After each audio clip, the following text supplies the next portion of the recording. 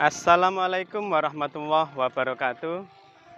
Sobat sosial Kecamatan Mojo, berjumpa kembali dengan saya Muhammad Taufik, pendamping sosial PKH Kecamatan Mojo.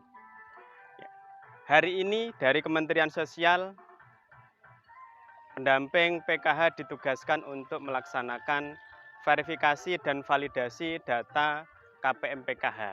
Ya.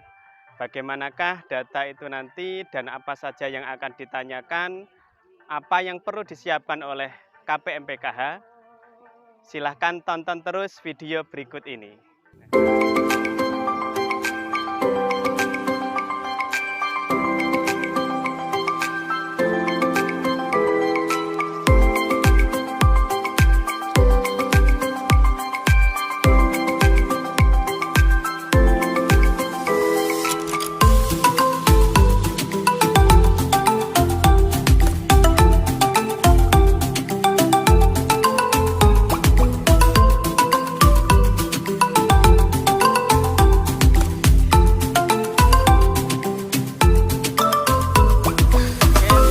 Sosial Kecamatan Mojo, khususnya KPM PKH dimanapun Anda berada.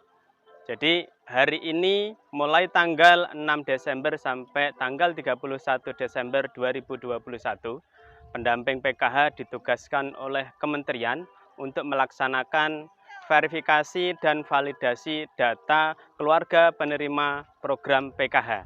Nah, bagaimanakah cara untuk melaksanakan verifikasi tersebut? Nah, tentunya Bapak Ibu sering mendengar yang namanya satu aplikasi SIG-NG, di mana itu digunakan untuk pendataan data kemiskinan desa. Hari ini dalam praktek untuk verifikasi dan validasi data keluarga penerima PKH, kita dari Kementerian Sosial juga menggunakan aplikasi yang namanya SAGIS.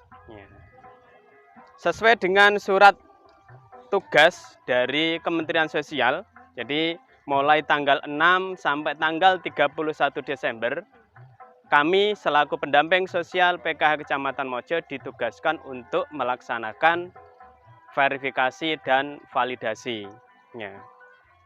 Seperti surat tugas nomor 094-418.26/2021, pendamping PKH ditugaskan untuk melaksanakan kegiatan verifikasi dan validasi data KPM PKH secara online dimulai tanggal 6 sampai tanggal 31 Desember 2021 menggunakan aplikasi SAGIS, aplikasi Social Affairs Geographic Information System atau yang disingkat dengan nama SAGIS-nya, dengan tetap melaksanakan dan memperhatikan protokol kesehatan. Nah, tentunya Bapak Ibu, khususnya KPM PKH, perlu mempersiapkan beberapa hal berkaitan dengan nanti yang akan ditanyakan dalam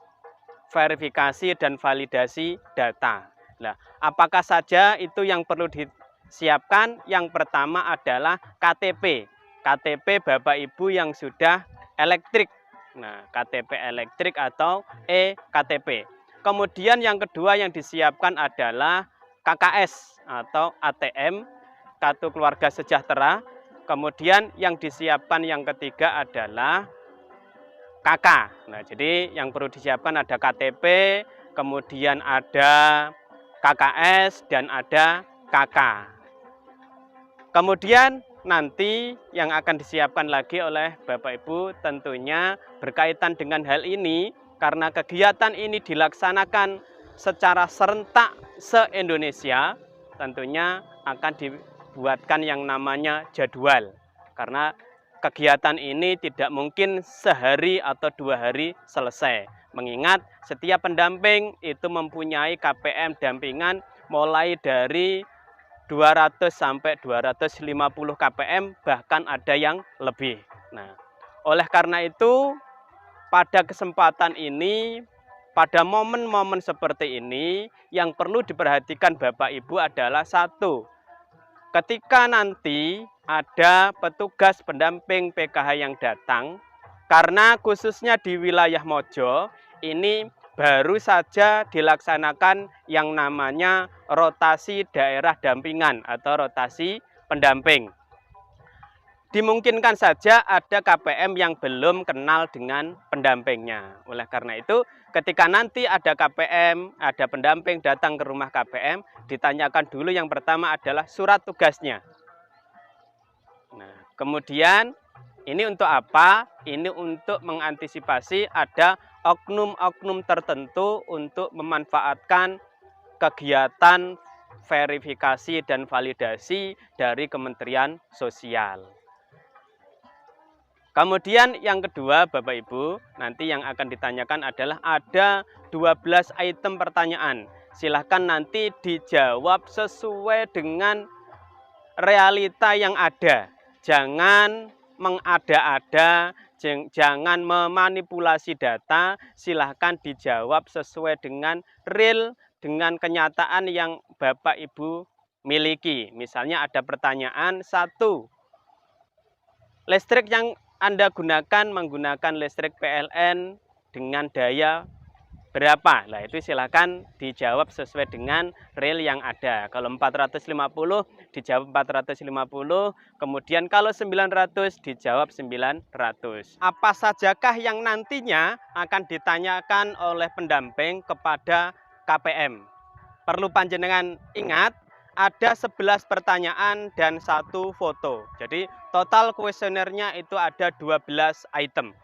Pertanyaan yang pertama, apakah target survei mempunyai tempat untuk berteduh yang bersifat tetap untuk sehari-hari?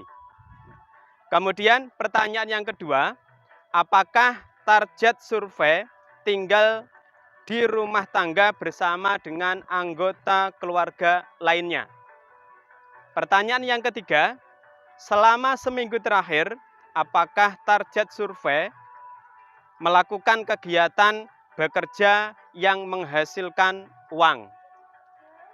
Pertanyaan yang keempat, dalam setahun terakhir, apakah target survei pernah khawatir tidak memiliki makanan untuk disantap?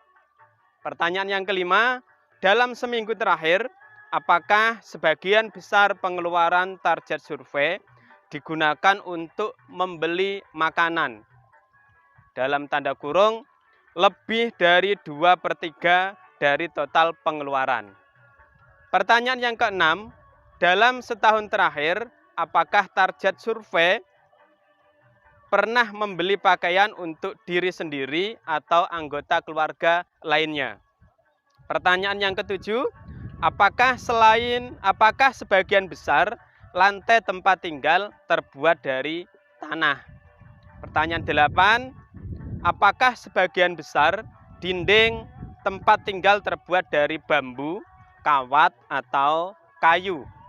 Pertanyaan nomor 9, apakah di rumah ini terdapat tempat untuk membuang air kecil atau air besar atau WC?